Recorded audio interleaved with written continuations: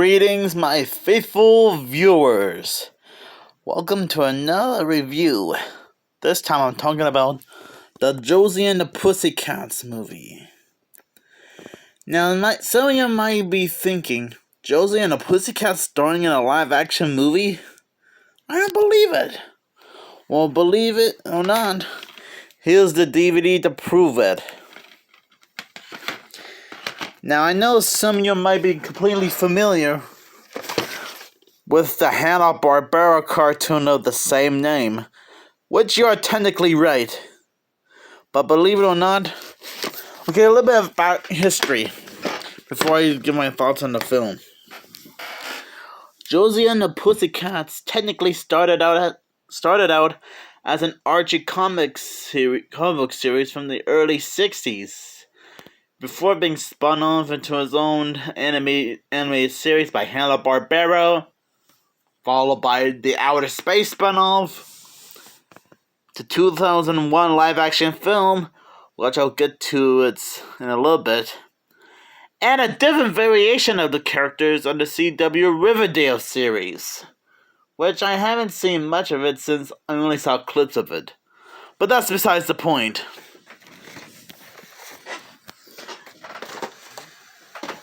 Now anyways, I recently got this at a thrift store somewhere downtown and watched it twice in a row. And man, is it a hilariously goofy movie. But in a good way. All these actors did the best with what they were giving. And it's actually more like a satire of how the record companies like these days. Mostly with rock and roll bands, like Josie and the Pussycats. Well, here's a description for the film. Hot newcomers Josie, Melody, and Val are three small-town musicians with big dreams, but little future. Then fate gives the Pussycats a chance of a lifetime when band manager Wyatt of Mega Records, what a name for a record company, signs them overnight to an awesome recording contract.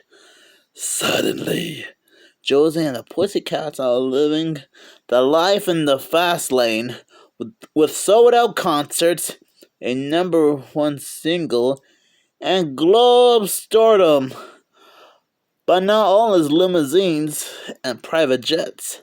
The Pussycats soon discovered that they're being played like pawns in an evil plot by the record label's manufacturer CEO Fiona to control the youth of America. So basically it means putting subliminal messages in their music, which I will admit, it is one gooey way to conquer the world or something. And even though this film might not have been great back in 2001, this did manage to get a bit of a cult following in later years. Which explains why I got a chance to watch this for the first time this month. And managed to add it to my collection here. And it's like I said before, this is meant to be like a little satire. Like poke fun of itself how stupid it is. Which is not necessarily a bad thing. I mean, take a look at most Mel Brooks movies. Like Spaceballs, Dracula Dead and Loving It, and Robin Hood Men in Tights, or Austin Powers, for example. Those films are like satires of popular things.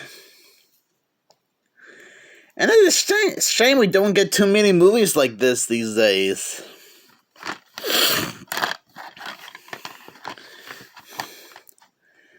And I will admit that one thing, that I'm not familiar with some of the actors in this movie. I mean, you can see their names up here.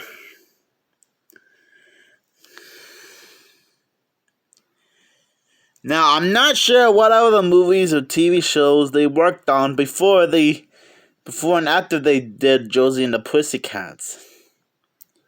If you guys know, let me know. But anyways, I think this is a pretty enjoyable film to watch if you're a fan of the original comics or the TV show or the movie.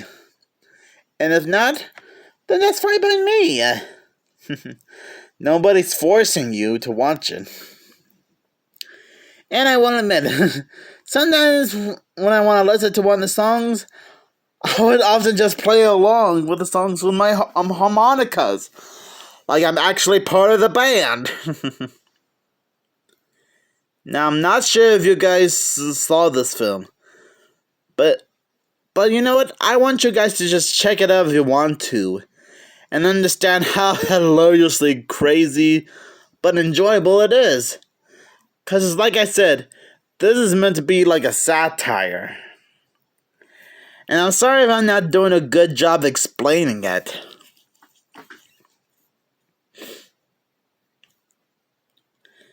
And I also forgot to mention that I think this is meant to be like some kind of an origin story or something.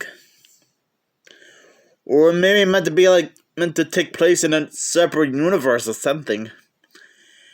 You know what? I'm gonna go with the whole origin story thing, which explains how Josie and the Pussycats became, well, Josie and the Pussycats. And again, I'm not sure if it's like canon with the Hanna-Barbera or Archie Comics series. But you know what? I'm probably gonna go along with it and say that this movie might be canon to the original Archie comic book series and the original Hanna-Barbera cartoon. Since most people might think this is like one of many Scooby-Doo clones of the 70s, which they are right. But I did mention that it started out as a comic book series.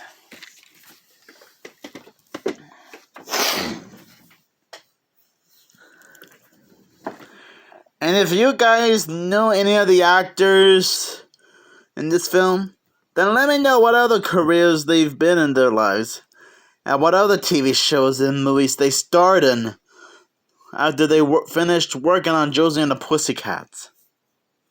So long!